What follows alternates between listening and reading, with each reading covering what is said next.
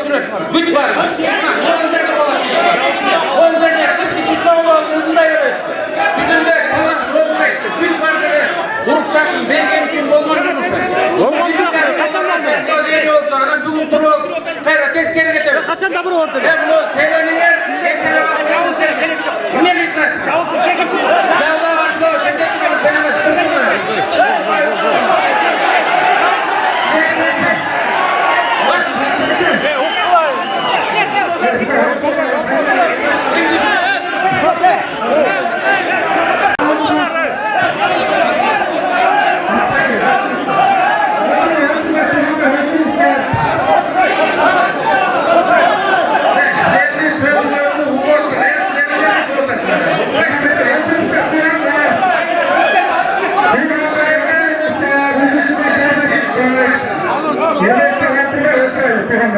Kime? Abi resmen transaction yapıyoruz. Taktik et, ne gidiyorsun? Reklam. Reklam var, kime de sorular. Taktik et.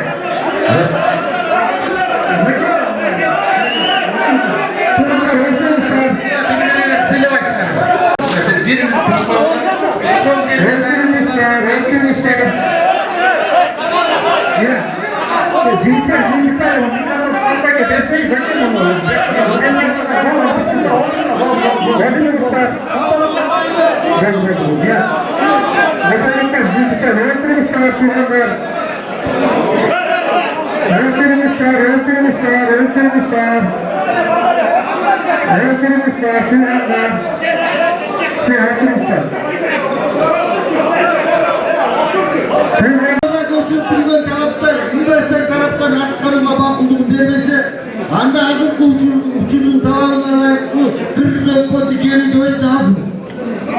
Joğurda gösterdiğin taraftar hakları kanca geliyor, kendine kazı işte var tutmuşlar, topladık.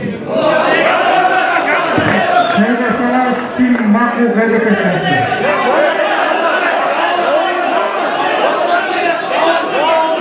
Usulü kim makul?